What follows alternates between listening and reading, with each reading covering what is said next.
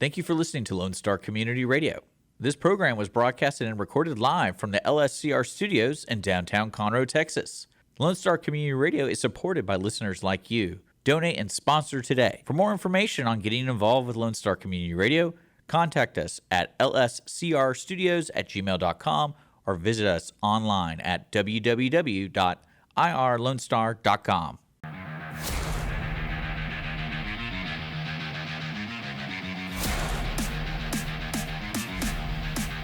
Hey, welcome back. We're here with another episode of the Bridge Podcast, where we're connecting commerce with community. We've got local business owners, we've got leaders in the community, and we want you to get to know who they are.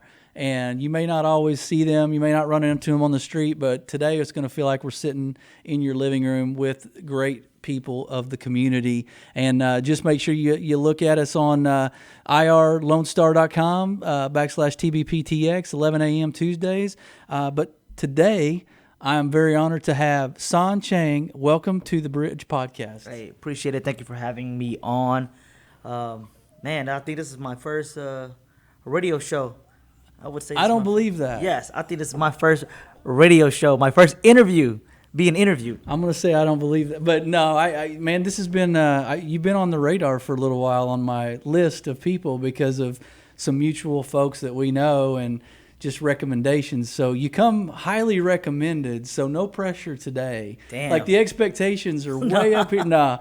But no, man, I was looking at your story just because I appreciate you sending me some info because just getting to know you, man, I've heard a lot about you, but still you don't ever really fully know the journey of people. And I noticed that you're originally from the Michigan area, Detroit area? Yeah, Detroit area. And so you come down here to Texas, you take over a donut shop, you're in the automotive business, you start a food truck, you start another restaurant. So, man, pretty much everything, and I'm not going to jinx it at all, Man, but don't everything jinx it. you touch, man, is either really popular, really successful, or just kind of everybody knows about it. So Yeah.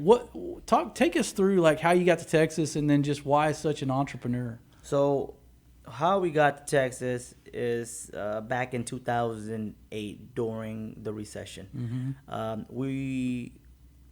had a great career, I would say, doing quality control for the big three, and I enjoyed that. I enjoyed doing that a lot. Learned a lot, so much from it. Travel a lot. Got to meet a lot of good people. But when the recession happened, I took a really, really big hit, and I went from that in the automotive industry to actually working with my wife at the nail salon. Okay. Yeah, and it was like, man, I don't want to work at the nail salon. I feel like it's just like, not me. Yeah. But at the same time, I was like, man, we need to make money. You know what I mean? One income is not sufficient enough, especially during 2008. Yeah. Everybody was just losing their job, losing their home. Mm-hmm. It was really bad for a whole lot of people in Detroit. And I didn't want to be in that, stats. So I went out, dropped my pride, went to go work with my wife doing pedicure, manicure, and feet. And from there on, the summertime was busy, the wintertime was slow. So in the wintertime, I had to look for another job. So, man, I was looking hard. I was like, my brother was already in Texas. We had some family in Texas. I was like, we have no choice but to leave Michigan because Michigan, there's nothing left. There's really nothing left. Okay. My brother said, I will accept you to Texas under some condition.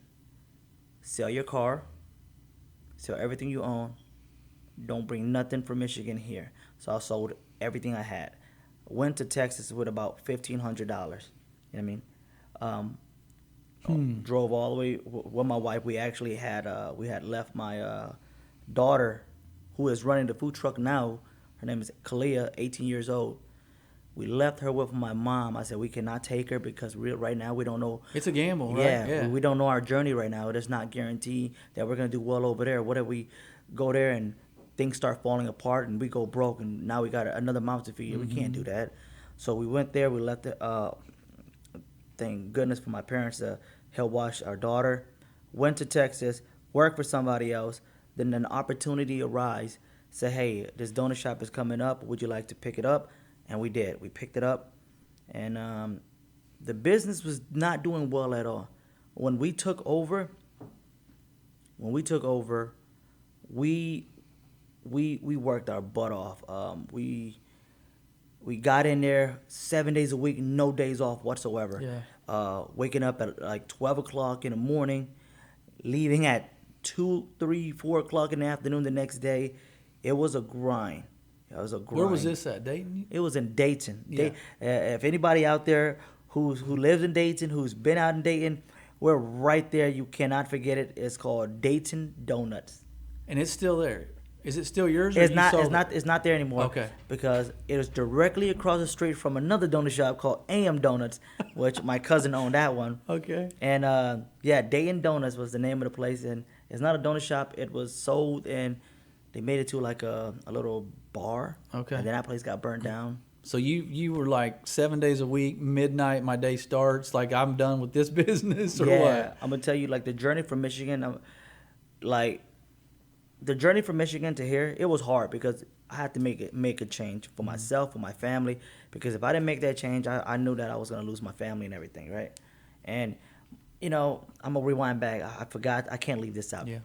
My friend who was always inviting us to church, I keep on blowing her off. I was like, I'll go. I'll keep on blowing her off. But when things start going south for me, and my wife was like, hey, not talking to me. I'm like, okay, I definitely got to go to church. I need a change. So I went to church, prayed really hard, and I really felt like that was the calling that God gave me to move to Texas. Okay. Yeah, That's a big part. It was. Yeah. As soon as I put my car for sale, somebody right away bought it right away, and we moved to Texas, and I feel like everything was His plan and His design. You know what I mean? Everything happened for a reason. When we went and took over the donut shop, 7 days a week. Mm-hmm. 7 days a week, we would bring our daughter after we were established to the donut shop, and she would sleep in the donut shop. Wake up, we took her to school. Then we had another baby. During that time. As if life wasn't hard enough, Yes, right? my goodness, I'm telling you, That's like crazy. my wife was at the donut shop until the day she gave birth. Pregnant. Oh my gosh. goodness, Wow. she was a hustler. Yeah. I had nobody else and hired nobody else. I didn't Yeah. know how to hire people. Going through it, I didn't know how to We hire just do it people. ourselves, right? Yeah. That's good. Our mentality is like, man, nobody can do a better job than me, or they might steal from me, or Yep. you know what I mean? I don't know. They might take my special recipe. Sure. So all that was going through my head, and I realized I cannot do the donut shop anymore with my wife because the newborn was allergic to everything inside the donut shop. Flour, Gluten, eggs, yeah. everything. Oh, my gosh. Peanut, everything. She was breaking out. I was like, we got to stop. We got rid of the donut shop. Before we got rid of the donut shop, I'm going to tell you, it was the things that I've read, the people that, like mentor me at my drive-through window in the donut shop. I would sit in front of the drive-through window on a slow day after the rush and look out the window, and right out the window was a muffler shop. And I come from an automotive background. My dad had an automotive shop, Okay. and I worked for him in Michigan also when growing up. And I was like, man, one of these days, man, I want to go back into getting the cars. And I prayed on it. You know what I mean? I was like, man, I went over there and see if he was going to sell it. They want a ridiculous amount of money. I ain't got that type of money. I was like, Yeah. nah, forget it. Yeah. Can't do it. I got my brother involved, got them all hyped up, ready to go, be partners and stuff like that. But, man, it was a journey because with them being inspired, they want to get into the automotive business too. We looked, and we found the one in Conroe. Okay. But it wasn't this one. Okay. We found one on 105 somewhere. We're cutting shoot. Well, before 336. Yeah. So, yep. He said, I will let you do an automotive shop, but you cannot change the oil. I'm like, man, we got to change the oil.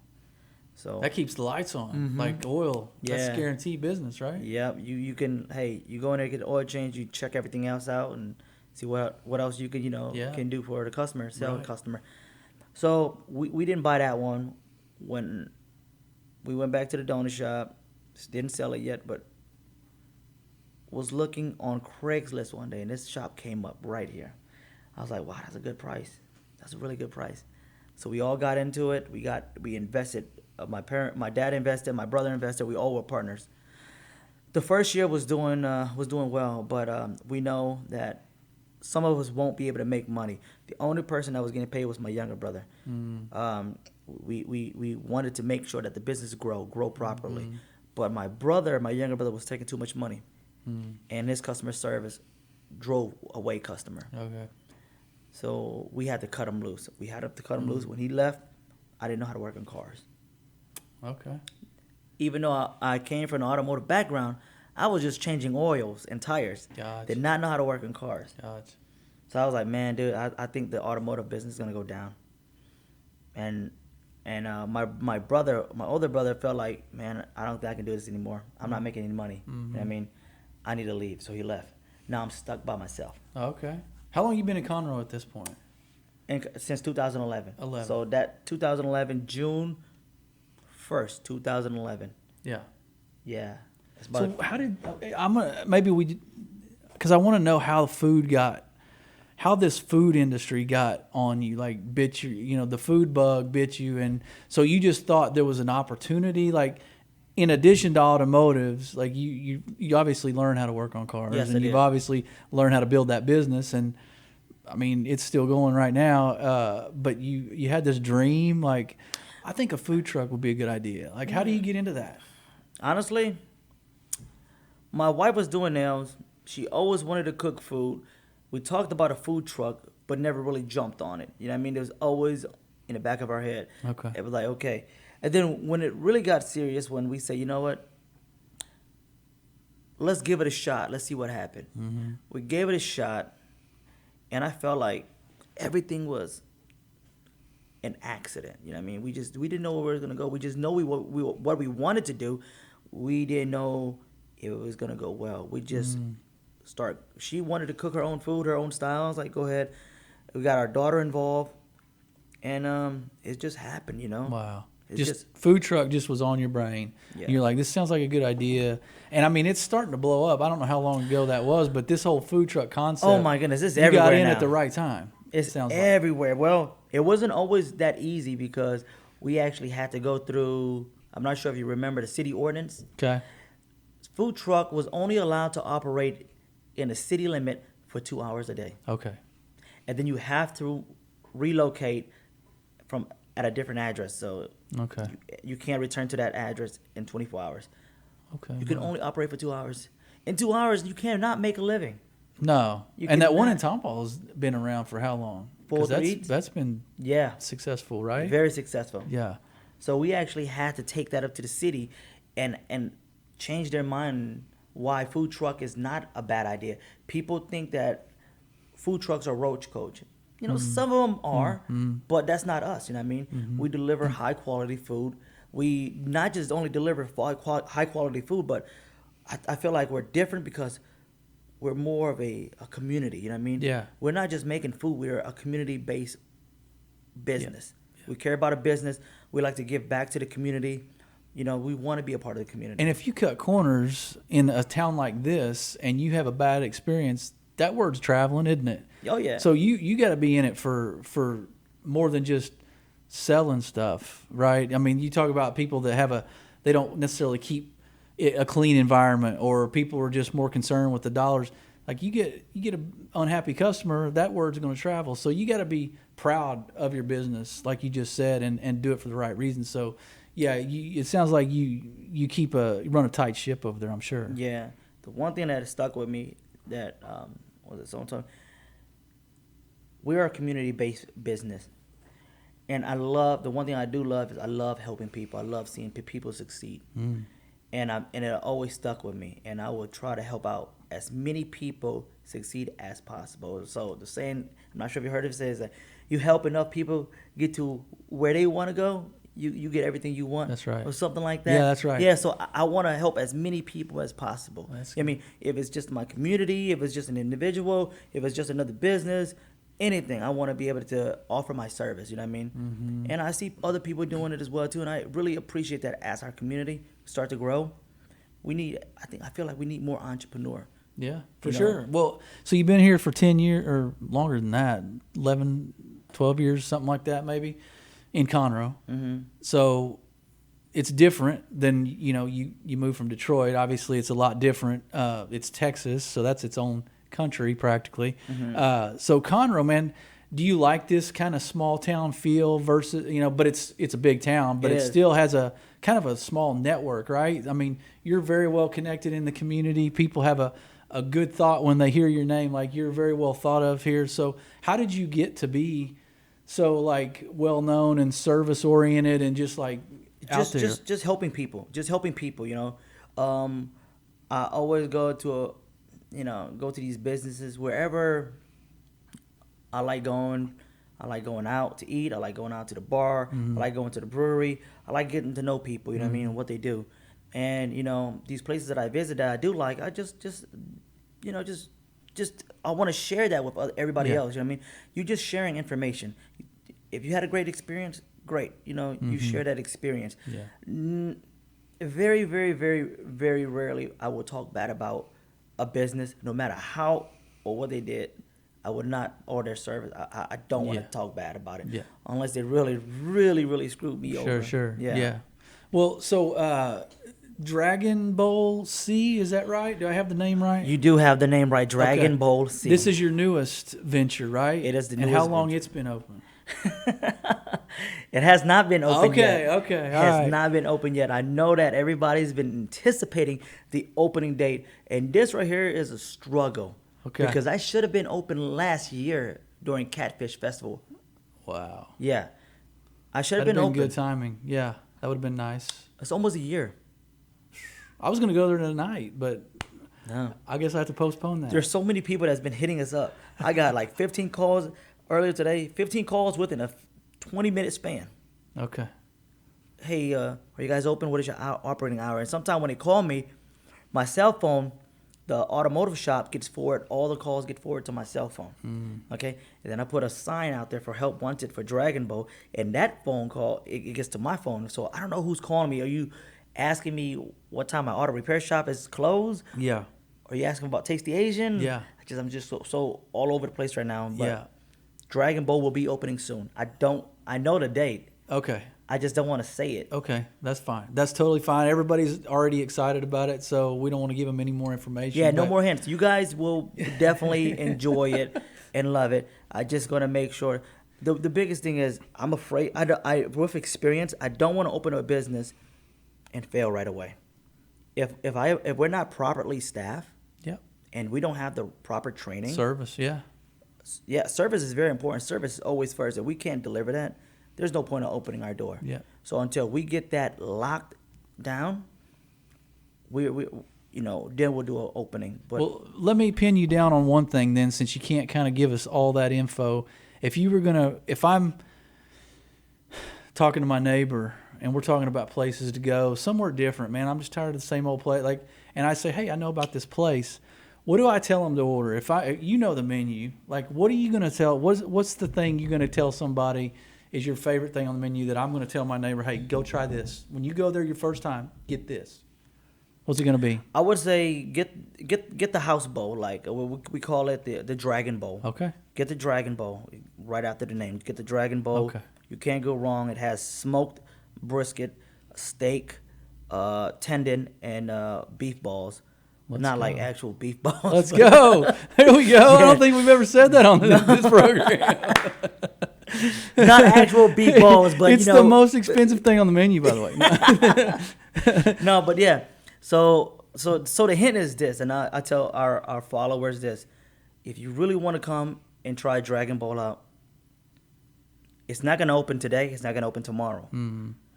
But it's gonna open really, real soon. Yeah. Like when you close your eye and you open it, might be open. Yeah. If you see Kid Buu out there, the statue in front of the restaurant, you're invited to come in. It's ready to go at that point. Yeah, we're ready to go. Okay. But not ready to go. It's just soft opening. Yeah. We're not telling nobody. If you come in, the next day we might not even be open. So yeah. Let's go. Yeah. What's the hardest part about owning a restaurant? Like being in the food business. My dad owned a restaurant his dad owned one, he owned one my whole life, my whole childhood. And I just watched, and it just seemed like, God, as a kid, I'm like, is this worth it? But everybody in the community loved him. Like, they just loved coming there, but it looked like a lot of work. So what's the hardest part about owning a restaurant? I think staffing. Staffing and I say staffing. if they're gonna show up to work or not. If you build a great team, and I feel like we have a great team, nothing else. I don't know. Business in general right now, it's hard. The process is hard. But once you open that door, we've been there before, so we know how it is. And it's really, to me, it's really not that hard. The restaurant business is really not that hard. The hardest part is finding the right people to be on your team. That's the hardest part. But once you have the right team, everything falls into place. Ordering supplies, inventory, shopping, all that stuff is just easy. So are you feeling any of the supply chain stuff, the distribution stuff? I mean, is it getting better, like ordering materials and products? Like beef alone, like we laugh about it, but still beef is hard to come by. I mean, so is it the supply chain affecting you guys? I mean, supply chain, yeah. What man, I remember what we used to pay to what we pay now. Yeah. It is what it is. We can't complain. Fuel, just like gas. fuel alone too. Yeah. Like, you're paying for that. You got to pay for it. Suck it up. Pay for it. And then after that, we just got to make sure that however we price our food is priced accordingly to the market. Yeah. We're not gonna try to steal or rip anybody off. Yeah. We want to make sure that we're pricing it accordingly to the market. We deliver great service and high quality food. Yeah. You know what I mean? Well, I would tell the listeners too, like, I don't obviously want to pay out the nose for food or like this premium price, but I will say if we want good places to stay open, they've got to charge us. You guys have to charge us because you're getting increased. Your costs are increased, so ours has to as well. I don't think the community understands that. I think we want our cake and eat it too. We want to have a great restaurant, but we don't really see that you guys are paying premium prices for your materials, and then we want to be able to pay cheaper prices for us, but we want good products. So I would say to the community, and I'm not putting words in your mouth, but I would tell, be patient with these restaurant owners, because if you guys want good places to eat and good food and you want them to stay open, man, just bear with the owners and pay what they need you to pay. Yeah. Another thing with the restaurant too, these restaurant owners, man, it's hard for them to find staff, but at the same time too, it's like, I would say make sure you treat your staff well. Yeah. Okay. Like if the business is doing very well, take care of your employees. Make sure you take them there too. You know what I mean? And that's how we treat our employees. We gotta make sure we don't want them at the end of the day not just to be our employee. You're a team. You're a family, and we know that you have goals in life too, and whatever that may be. If we can help out in any way, we will. We want to be a part of part of that, a part of that growth. Because instead of investing in this and investing in that,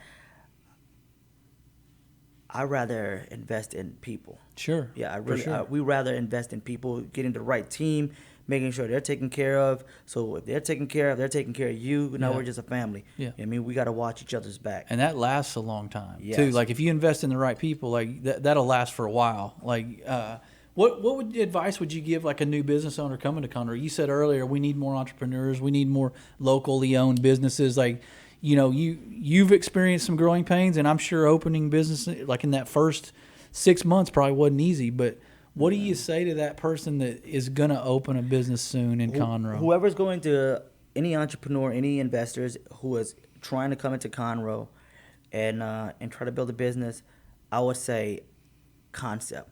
Bring in a different concept. Bring in a different concept. Make that concept, get everybody excited. Give them a little sneak peek of what you're about to introduce to the community. Like, for example, Moco Food Hall.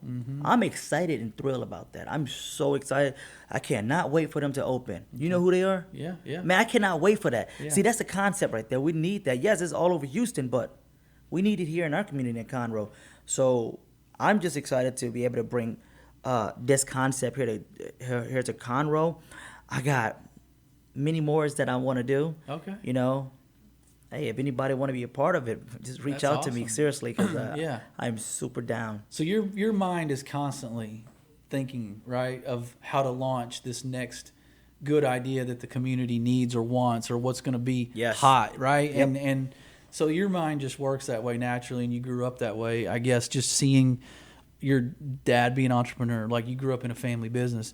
Are you the top dog at the auto place now, or is it you and your brother? No, you and your no. brother? Is it just you? It's just me. It was Okay. just both of them left. Okay. I bought them both of them out. Bought both of them out. And it's just me there. Okay. It's just it's me. Yeah. And I enjoy it. I mean, I enjoy working on cars. I enjoy going to work. I enjoy the process. Forgive me for this, but I get turned around. I talk to a lot of people. Where is your shop? Literally from here, it's like 2 minutes. Okay. It's right on Fraser in Cable Street, right across from the old Sam Houston Elementary. Gotcha. You cannot miss Gotcha. it. And I'm gonna tell you, I got a tech that's in there too, Okay. and she's pretty bad at. Okay. She's really sick at it too. Good. So I would say if anybody wants to work, hey, come on through. You know what I mean? Okay. I got this female that works with me. She's really good. Smart. Small, skinny, and I'm telling you, she looks like scrawny, but I was able to teach her after she graduated UTI was, hey, you don't use your size because you know you don't got the strength. Use leverage. We have Gotcha. tools to make our life easier, and she was able to implement that. She was able to diag. Yeah. I'm glad to have her on the team. Nice. Yeah. Well, that's good, man. You said your daughter is running the truck? She is running the truck. Wow. That's her business. Wow. That is And her she's business. 18. She's 18. She started when she was 16. My goodness. Well, I mean, I guess it's in the blood. I mean, she sit around and watched enough. She was at the donut shop enough and Yes. watched you guys grind. And so you're still grinding and Yeah. she's learning how to grind. And, man, you guys are just going to be a household name in Conroe, apparently. So what do you like about Conroe? What's your favorite thing about Everything in Conroe. Everything. From the people to the businesses to the individual to everything. I think Conroe has so much. Conroe has everything. We have beer. We have wine. We have liquor. Things that I enjoy. These are Sure. things that I like. But for a family, you got 7 acre. You got parks, recs. You got Kids Fest tomorrow. You got just so much going on in Conroe. A lot of festival, Yeah. and I love that. Yeah. Great place to raise a family. Conroe has so much potential. Yeah, for sure. And I mean, you've made a lot of friends pretty quickly here in the city, and a lot of guys. I know John Hernandez is a good friend of yours. You know, you guys Sean's are a in the good friend. automotive industry. Like you guys, we've had him on the show. I know you know Jody really well, Mayor Chikoski. Oh yeah, Jody, man, Conroe definitely. I feel like Conroe definitely shaped up when he took office. Yeah. You know what I mean? Yeah. Just knowing that if you have the vision and you know you want to take Conroe to a different, I guess different place, you can definitely do that. You know what I mean? You just got to be able to move forward with it. And he got the right people in place. Yeah. He was able to motivate.